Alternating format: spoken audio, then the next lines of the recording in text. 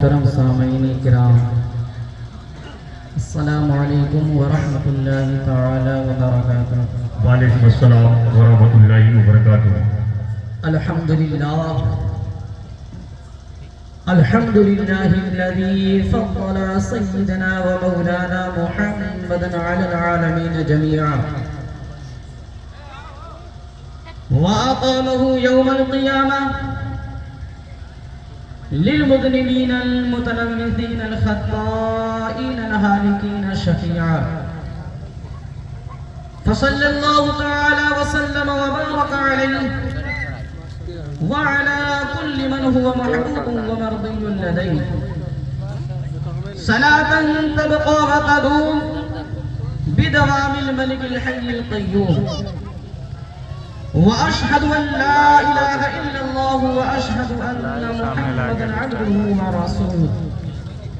أما بعد، فأعوذ بالله من الشيطان الرجيم. بسم الله الرحمن الرحيم. يا أيها الذين آمنوا توبوا إلى الله توبة نصوحا. سبحان اللہ سبحان اللہ۔ وقال النبي صلى الله تعالى عليه وسلم: التائب من الذنب كمن لا ذنب له. صدق اللہ العظیم وصدق رسوله النبی الکریم، ونحن ولا ذلك لمن الشاہدین والشاکرین والحمد للہ رب العالمین۔ غوث اعظم بمن بے سر و سامان مدد قبلت نظر کن سوئے۔ برادران اسلام، آئیے کچھ سننے اور سنانے سے قبل ہم سب مل کر اپنی اور ساری کائنات کی مرکز عقیدت حضور احمد مجتبی محمد مصطفیٰ صلی اللہ تعالی علیہ وسلم کی مقدس بارگاہ میں جس طریقے سے میں درود پاک پڑھاؤں اسی انداز میں درود پاک پڑھنے کی کوشش کریں۔ پڑھیے الصلاۃ والسلام علیک یا رسول اللہ، الصلاۃ والسلام علیک یا رسول اللہ، الصلاۃ والسلام علیک یا حبیب اللہ، الصلاۃ والسلام علیک یا نبی اللہ، وعلی آلک واصحابک یا نور اللہ صلی اللہ تعالی علیہ وسلم۔ برادران اسلام، بڑے مبارکباد ہیں محب گرامی حضرت قاری مقیم القادر صاحب قبلہ، جنہوں نے علماء کرام کی یہ حسین انجمن کو اور آپ جیسے سامعین کو یہاں پر اکٹھا کیا۔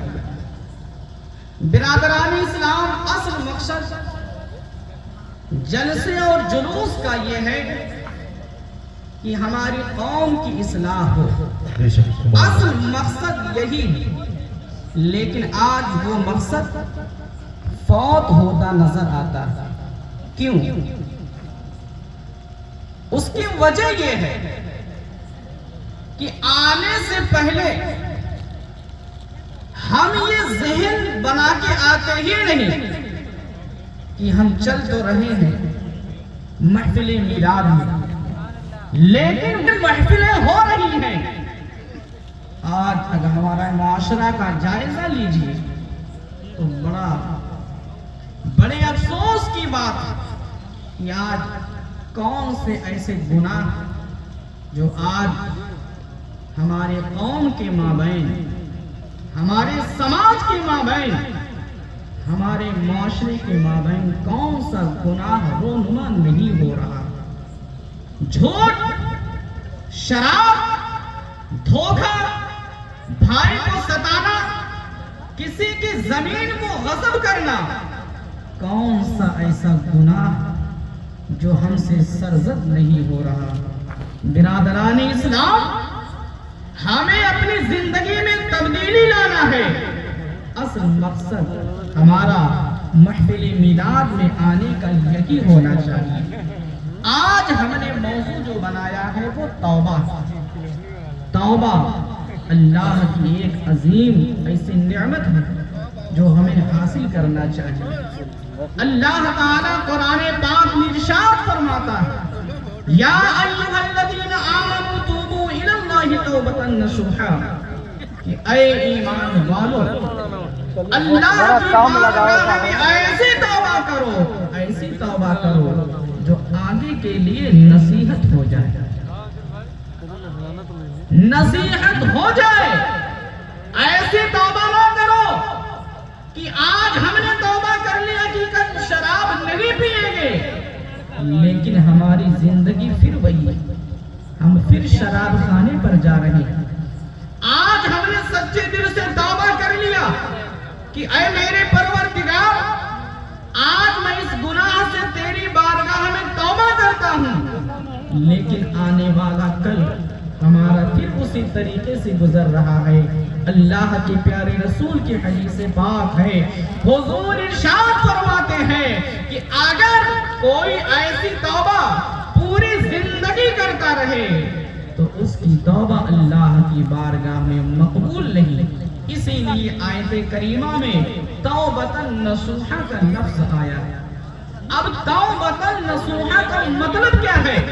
آپ تفسیر کا مطالعہ کریں گے تو حضرت عمر فاروق اعظم رضی اللہ تعالیٰ عنہ ارشاد فرماتے ہیں کہ توبۃ نصوحا کا مطلب یہ ہے کہ جب انسان ایک مرتبہ اپنے گناہوں سے توبہ کر لے تو دوبارہ اس گناہ کو نہ کرے۔ توبۃ نصوحا کا مطلب یہ ہے کہ جب ایک مرتبہ انسان توبہ کر لے تو دوبارہ اس گناہ کی طرف قدم نہ بڑھائے۔ توبۃ نصوحا کا مطلب یہ ہے کہ جب انسان ایک مرتبہ توبہ کر لے تو دوبارہ اس گناہ کو نہ کرے۔ جب انسان ایک مرتبہ توبہ کر لے تو دوبارہ اس گناہ کی طرف نہ جائے۔ جس طرح سے تھن سے نکلا ہوا دودھ دوبارہ تھن میں نہیں جاتا ہے، اسی چیز کو قرآن نے فرمایا توبۃ نصوحا۔ تو ایسی اگر ہم توبہ کریں گے تو اللہ تعالی ہماری توبہ کو ضرور قبول فرمائے گا۔ شرط یہ ہے کہ ہم سچی توبہ کریں، اور یقین جانیے جو بھی آدم ذات ہے اس سے خطائیں ہوتی ہیں، لغزشیں ہوتی ہیں، گناہ ہو جاتا ہے، لیکن اللہ تعالیٰ نے قرآن میں فرمایا ہے انہو هو التواب الرحیم، وہی ہے توبہ کو قبول فرمانے والا اور وہی ہے رحم فرمانے والا۔ اللہ کے پیارے رسول کی حدیث پاک ہے، حضور ارشاد فرماتے ہیں کہ اللہ تعالیٰ فرماتا ہے کہ اگر میرا بندہ گناہ نہ کرے اور مجھ سے معافی نہ مانگے تو میں اس کے بدلے ایسی قوم کو پیدا کروں جو گناہ کرنے کے بعد مجھ سے معافی مانگے۔ اللہ کو معافی مانگنا ہمیں اپنے گناہوں سے کتنا زیادہ پسند ہے۔ برادران اسلام، یہ دنیا ہے، یہ دنیا ہے، دنیا کی ہر شے فانی ہے، دنیا میں کوئی چیز باقی رہنے والی نہیں ہے۔ یہ اونچے اونچے مکانات فنا ہو جائیں گے، یہ تناور درخت کا وجود مٹ جائے گا، دنیا کے بڑے بڑے ناموں اور بادشاہ کا نام و نشان ختم ہو جائے گا، دنیا کی دھن اور دولت فنا ہو جائے گی، الغرض دنیا کی کوئی چیز باقی رہنے والی نہیں ہے۔ اگر کوئی چیز باقی رہنے والی ہے تو وہ ہے اپنے گناہوں سے توبہ کر کے اس توبہ پہ قائم رہنا۔ اگر کوئی چیز باقی رہنے والی ہے تو وہ ہے ایک چیز باقی رہنے والی ہے۔ برادران اسلام، ہم آپ کیا سوچتے ہیں یہ دنیا ہمیشہ کے لیے ہے؟ دنیا فانی، دنیا فانی ہے۔ کل قیامت میں اللہ تعالیٰ کی بارگاہ میں ہماری حاضری ہوگی، اللہ تعالیٰ اپنے بندوں سے ایک ایک ذرے کا حساب لے گا۔ کل اللہ کی بارگاہ میں ہمیں ایک ایک لمحے کا حساب دینا ہوگا۔ اللہ تعالیٰ کی بارگاہ میں جب ہماری حاضری ہوگی تو ہماری یہ قلم اللہ کی بارگاہ میں گواہی دیں گے کہ اے میرے پروردگار، اس بندے نے میرے اس گناہ سے آگے چل کر، میرے اس قدم سے آگے چل کر گناہ کا کام کیا تھا۔ اگر ہم اپنی آنکھوں سے کوئی غلط چیز دیکھیں گے تو اللہ تعالیٰ ہماری اس آنکھ کو زمان عطا فرمائے گا۔ ہماری آنکھ اللہ کی بارگاہ میں گواہی دے گی کہ اے میرے پروردگار، اس بندے نے میرے اس آنکھ سے گناہ کی چیزوں کو دیکھا تھا، گناہ کا کام کیا تھا۔ کل قیامت میں ہمارے یہ جتنے اعضاء ہیں ہمارے خلاف گواہی دیں گے۔ اس لیے میری قوم کے نوجوانوں ایسا کام کرو کہ کل قیامت میں ہمارے یہ اعضاء ہمارے خلاف گواہی نہ دیں۔ آج ہماری قوم کا نوجوان موبائل ایک ایسی چیز ہے جو گناہوں کی دہلیز پر لے کر جا رہی ہے۔ آج اگر سماج میں برائیاں پھیل رہی ہیں، جس طریقے سے دوسرے اسباب ہیں، انہی میں سے ایک سبب موبائل بھی ہے۔ جو آج ہمارے معاشرے میں نئی نئی برائیاں رونما ہو رہی ہیں، ان میں سے ایک سبب موبائل کی بھی دین۔ آج ہماری قوم کا نوجوان جب اپنے مکان کے اندر ہوتا ہے، اپنے کمرے میں ہوتا ہے، اپنے بستر پر پہنچتا ہے، اپنی موبائل کو نکالنے کے بعد اس میں غلط چیزوں کو دیکھتا ہے۔ اس کے ذہن میں یہ ہے کہ میرا باپ نہیں دیکھ رہا ہے، اس کے ذہن میں یہ ہے کہ میری ماں نہیں دیکھ رہی ہے، اس کے ذہن میں ہے کہ میرا بھائی نہیں دیکھ رہا ہے۔ لیکن اے میری قوم کے نوجوانوں، اس اللہ سے ڈرو جس نے تمہیں پیدا کیا ہے، جس نے پوری دنیا کو پیدا کیا ہے۔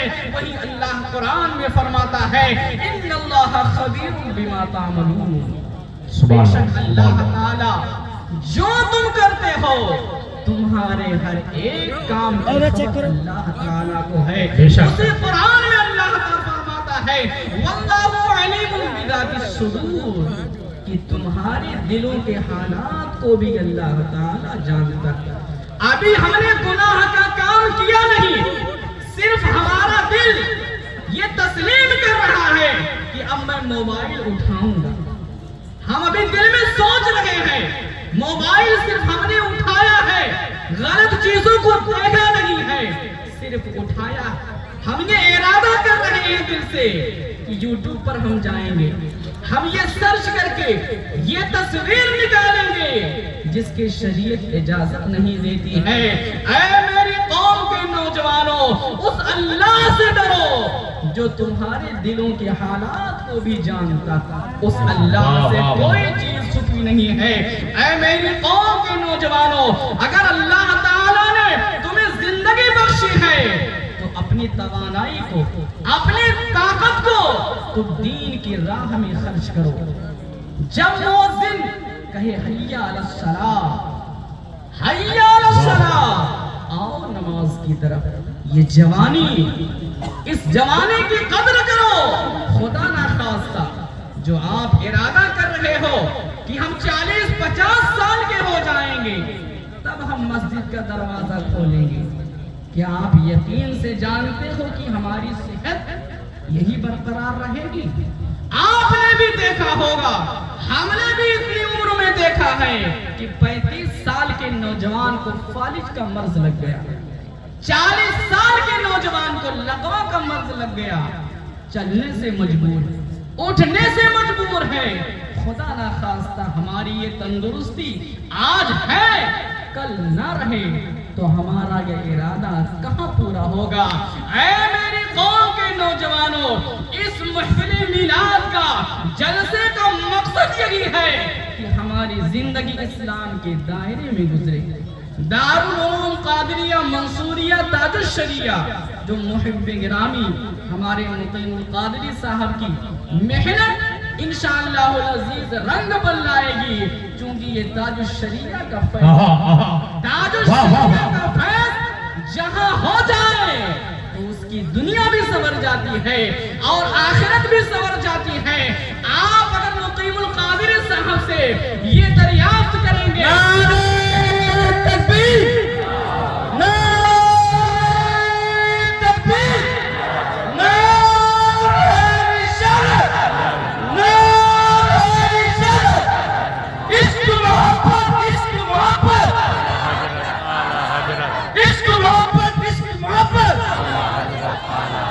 بستی کریے، بستی کریے،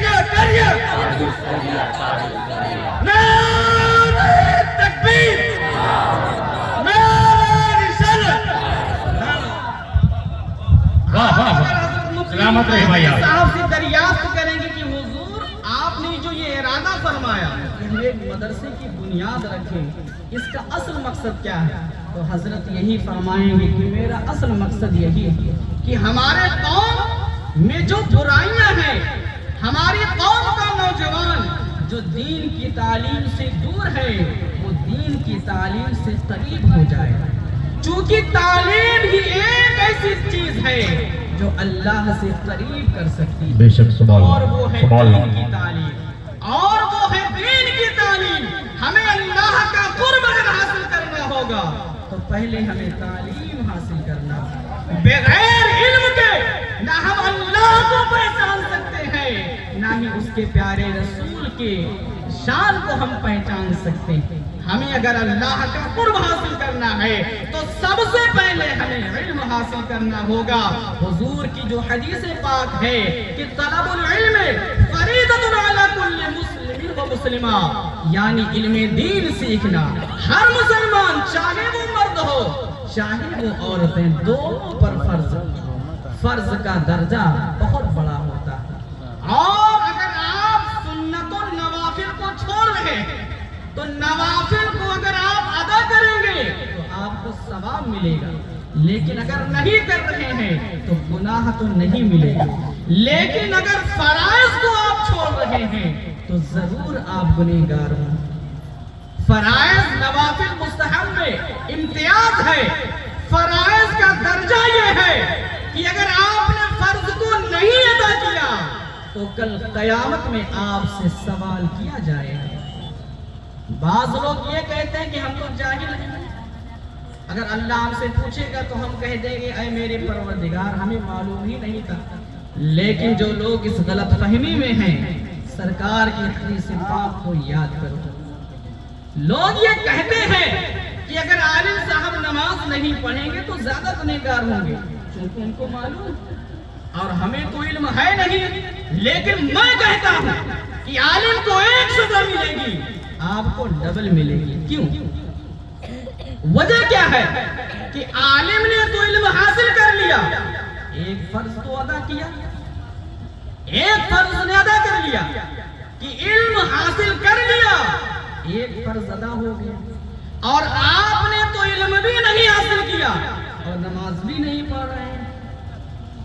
یہ چیز ذہن سے نکال دیجیے، عوام کے ذہن میں یہ چیزیں آتی ہیں کہ اگر عالم صاحب کوئی غلطی کر رہے ہیں تو پوری قوم نشانہ بناتی ہے، پوری قوم نشانہ بناتی ہے، لیکن اسلام کا جو لوگ بھی کلمہ پڑھنے والے ہیں اگر وہ گناہ کا کام کریں گے خواہ وہ عالم ہو یا عالم نہ ہو اللہ تعالیٰ دونوں کو سزا دے گا۔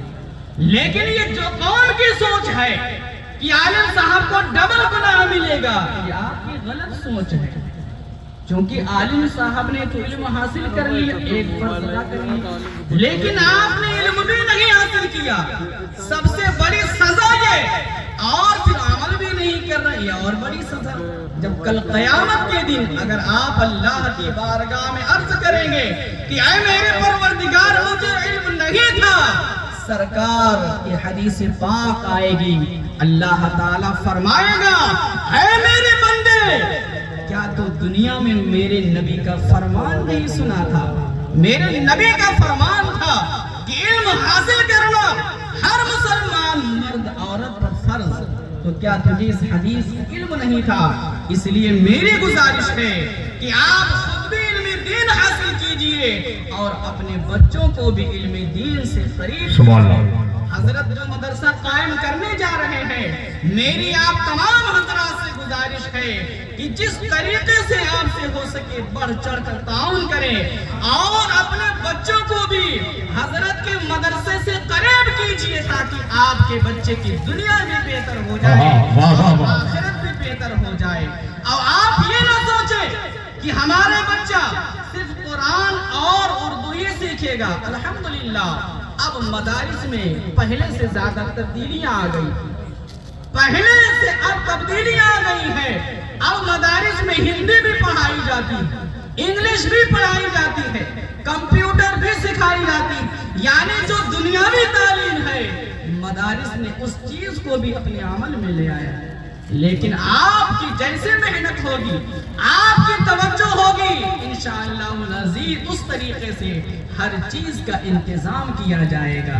وقت کے لحاظ سے، ضرورت کے لحاظ سے ہر چیز کا انتظام کیا جاتا ہے۔ میں آپ کے کٹوا کے سارے مسلمان بھائیوں سے اور اس علاقے کے جو حضرات آئے ہوئے ہیں، ہم ان سے گزارش کرتے ہیں کہ آپ حضرت مقیم القادری صاحب کے شانے سے اپنا شانہ کو ملائیے اور حضرت کے کہنے پر آپ لبیک کہتے ہوئے حاضر ہو جائیے۔